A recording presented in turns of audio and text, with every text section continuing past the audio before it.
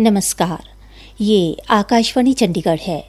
अब आप सुकीर्ति से प्रादेशिक समाचार सुनिए। पहले इस बुलेटिन के मुख्य समाचार। आज विश्व विधिक सेवा दिवस मनाया गया। श्री मोदी ने कहा कि समाज के हर वर्ग तक कानूनी सहायता पहुंचाने के प्रयासों को मजबूत किया गया है। केंद्रीय ऊर्जा मंत्री मनोहर लाल ने आज करनाल में श्री गुरु तेग बहादुर जी के 350वें शहीदी वर्ष को समर्पित हिंद दी चादर युवा मैराथन में सहभागिता की। केंद्रीय सहकारिता राज्य मंत्री कृष्ण पाल गुर्जर ने कहा, प्रधानमंत्री नरेंद्र मोदी के कुशल नेतृत्व में भारत एक शक्तिशाली देश बनकर उभरा है। पलवल पुलिस ने 10 किलो 40 ग्राम गांजा सहित 2 तस्करों को गिरफ्तार किया और कल से कुरुक्षेत्र विश्वविद्यालय में 36वीं अखिल भारतीय डाक कबड्डी प्रतियोगिता का आयोजन किया जाएगा। अब समाचार विस्तार से। आज विश्व विधिक सेवा दिवस मनाया गया। यह दिन न्याय, समानता और कानूनी सशक्तिकरण की भावना का जश्न मनाने के लिए मनाया जाता है। इस अवसर पर प्रधानमंत्री नरेंद्र मोदी ने कहा, आज लोक अदालतों और प्री लिटिगेशन सेटलमेंट के माध्यम से लाखों विवाद जल्दी, सौहार्दपूर्ण और कम खर्च में सुलझाए जा रहे हैं। भारत सरकार द्वारा शुरू किए गए legal aid defence council system के तहत केवल 3 साल में लगभग 8 लाख क्रिमिनल केसेस का निपटारा किया गया है। केंद्रीय सड़क परिवहन एवं राजमार्ग मंत्री नितिन गडकरी ने एक सोशल मीडिया पोस्ट में कहा कि यह दिन सभी को याद दिलाता है कि कानून तक पहुंच एक अधिकार है, विशेषाधिकार नहीं। उन्होंने लोगों से समाज के हर वर्ग तक कानूनी सहायता और निष्पक्षता पहुंचाने के प्रयासों को मजबूत करने का आग्रह किया। मंत्री ने सभी के लिए न्याय के संदेश की भी पुष्टि की। केंद्रीय ऊर्जा मंत्री मनोहर लाल ने आज करनाल में श्री गुरु तेग बहादुर जी के 350वें शहीदी वर्ष को समर्पित हिंद दी चादर युवा मैराथन में सहभागिता की।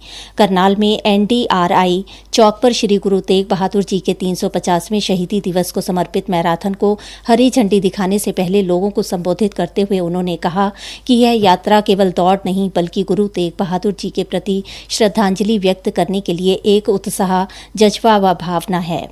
उन्होंने कहा कि श्री गुरु तेग बहादुर जी का जीवन त्याग, साहस, धर्म एवं मानवता की रक्षा के अप्रतिम उदाहरण के रूप में संपूर्ण विश्व के लिए प्रेरणा स्रोत है।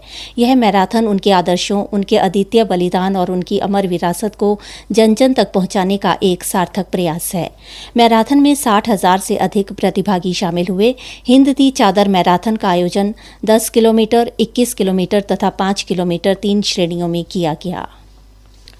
केंद्रीय सहकारिता राज्य मंत्री कृष्ण पाल गुर्जर ने कहा कि प्रधानमंत्री नरेंद्र मोदी के कुशल नेतृत्व में भारत एक शक्तिशाली देश बनकर उभरा है। वे आज पलवल जिले के गांव बमाडियाका व रायदासका गांव के दौरे के दौरान लोगों को संबोधित कर रहे थे।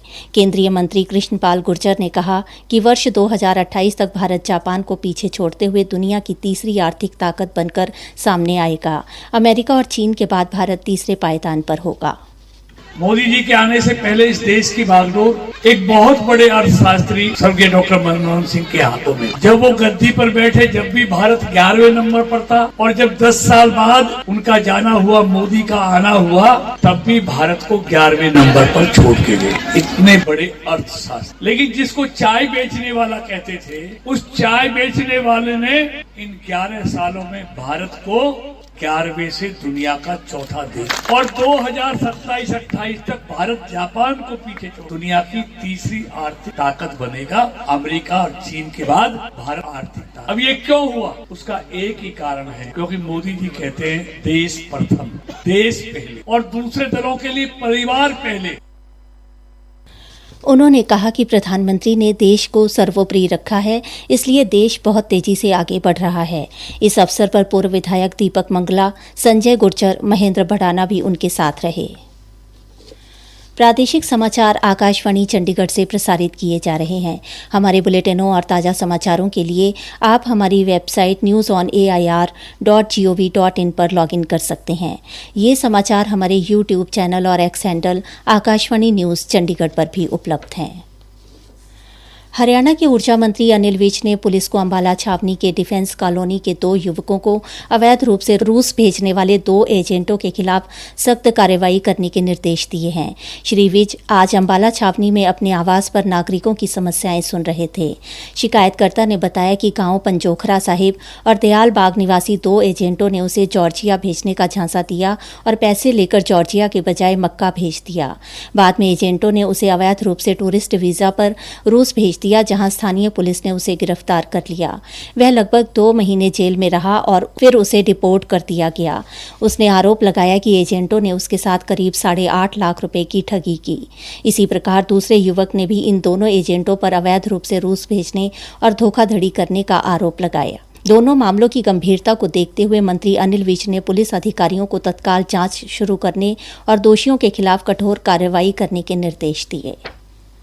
हरियाणा के राज्यपाल प्रोफेसर असीम कुमार घोष ने आज चंडीगढ़ तमिल संगम की वर्षगांठ समारोह के दौरान सामाजिक कल्याण, शिक्षा और सांस्कृतिक सद्भाव में इसके निरंतर योगदान की सराहना की। इस अवसर पर हरियाणा की प्रथम महिला श्रीमती मित्रा घोष भी उपस्थित थीं।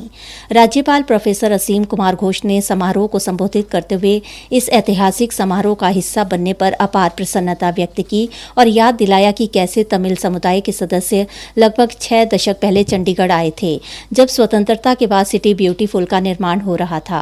उन्होंने कहा, सिटी ब्यूटीफुल के निर्माण और रखरखाव में तमिल समुदाय का योगदान अत्यंत सराहनीय है। हरियाणा में पंचकुला के इंद्रधनुष ऑडिटोरियम में चल रहा पुस्तक मेला लोगों को बड़ी गिनती में आकर्षित कर रहा है। पुस्तक मेले में की लगभग 2 लाख पुस्तकें प्रदर्शित की गई हैं। इस बार हरियाणा महिला एवं बाल विकास विभाग तथा हरियाणा अभिलेखागार विभाग द्वारा प्रदर्शित प्राचीन आलेख पुस्तक मेले का विशेष आकर्षण है। हरियाणा अभिलेखागार विभाग के सहायक निदेशक रणवीर मान ने बताया, विभाग ने भी पहली बार पुस्तक मेले में अपने प्रदर्शनी लगाई है ताकि लोगों को हिस्टोरिकल डॉक्यूमेंट के बारे में भी पता चले और विभाग के बारे में जो रिकॉर्ड रखा है उसकी जानकारी प्राप्त हो सके। जो अपने इतिहास में लोगों ने जानकारियाँ दी हैं और योगदान दिया है वो जानकारी यहाँ डॉक्यूमेंट में है। और महिलाओं ने जो अपने आज़ादी की लड़ाई में योगदान दिया है उनके भी डॉक्यूमेंट लगाए गए मैडम यहाँ पर। मेले में प्रतिदिन विमर्श, कार्यशालाएं, लोक नृत्य, रंगमंच और कवि गोष्ठियों का भी आयोजन किया जा रहा है। पुस्तक मेले में आए एक आगंतुक अमित ने आकाशवाणी समाचार को बताया, इस बार पुस्तकें कुछ अलग किस्म की हैं और जो आज के टाइम पे चाहिए तो उस तरह से है। लाइक कि जैसे अभी मैं देख ही रहा था कि संविधान के बारे में, तो ये वाली किताबें पहले नहीं थी। अब ये पूरा डिटेल में एक काफ़ी अच्छी किताब है और लाइक मेडिटेशन के बारे में है और बच्चों के कहानियों के थ्रू उन्हें क्या क्या ज्ञान और ज़्यादा मिल सकता है उस तरह से। पुस्तक मेले का उद्घाटन हरियाणा के मुख्य सचिव अनुराग रस्तोगी ने 7 नवंबर को किया था। यह पुस्तक मेला 13 नवंबर तक चलेगा। पलवल पुलिस ने 10 किलो 40 ग्राम गांजा सहित 2 तस्करों को गिरफ्तार किया है। पुलिस की अपराध शाखा के प्रभारी दीपक गुलिया ने आज बताया कि मुखबिर की सूचना पर नंगली पिचानकी निवासी रोहताश और शंकर को गांव नंगली पिचानकी और गांव अहरवा के बीच गंदे नाले पर एक मोटरसाइकिल पर गांजा सहित गिरफ्तार किया। गांजा मोटरसाइकिल पर रखे प्लास्टिक के कट्टे से बरामद हुआ, जिसकी बाजार में अनुमानित कीमत करीब 3 लाख रुपए है। कल से कुरुक्षेत्र विश्वविद्यालय में 36वीं अखिल भारतीय डाक कबड्डी प्रतियोगिता का आयोजन किया जाएगा। 14 नवंबर तक चलने वाली इस प्रतियोगिता में 11 प्रदेशों की टीमें भाग लेंगी। भारतीय डाक विभाग हरियाणा परिमंडल के सहायक निदेशक परवीन अरोड़ा ने कहा कि अखिल भारतीय डाक खेल बोर्ड द्वारा हर वर्ष की भांति इस बार 9 खेल मुकाबलों का आयोजन प्रस्तावित है। उन्होंने कहा कि प्रतियोगिता का उद्घाटन हरियाणा परिमंडल के मुख्य पोस्ट मास्टर जनरल सचिन किशोर द्वारा किया जाएगा, जबकि समापन व पुरस्कार वितरण समारोह डाक विभाग के महानिदेशक जितेंद्र गुप्ता द्वारा किया जाएगा। इस प्रतियोगिता में आंध्र प्रदेश, दिल्ली, गुजरात, हरियाणा, पश्चिम बंगाल, केरल, महाराष्ट्र, तमिलनाडु, तेलंगाना, कर्नाटक एवं पंजाब की टीमें भाग लेंगी। प्रतियोगिता के लिए 16 कबड्डी कोच रेफरी का कर्तव्य निभाने के लिए आमंत्रित किए गए हैं। प्रतियोगिता में कुल 28 मैच खेले जाएंगे। मुख्य समाचार एक बार फिर। आज विश्व विधिक सेवा दिवस मनाया गया। श्री मोदी ने कहा कि समाज के हर वर्ग तक कानूनी सहायता पहुंचाने के प्रयासों को मजबूत किया गया है। केंद्रीय ऊर्जा मंत्री मनोहर लाल ने आज करनाल में श्री गुरु तेग बहादुर जी के 350वें शहीदी वर्ष को समर्पित हिंद दी चादर युवा मैराथन में सहभागिता की। केंद्रीय सहकारिता राज्य मंत्री कृष्णपाल गुर्जर ने कहा, प्रधानमंत्री नरेंद्र मोदी के कुशल नेतृत्व में भारत एक शक्तिशाली देश बनकर उभरा है। पलवल पुलिस ने 10 किलो 40 ग्राम गांजा सहित 2 तस्करों को गिरफ्तार किया और कल से कुरुक्षेत्र विश्वविद्यालय में 36वीं अखिल भारतीय डाक कबड्डी प्रतियोगिता का आयोजन किया जाएगा। इसी के साथ प्रादेशिक समाचार समाप्त हुए।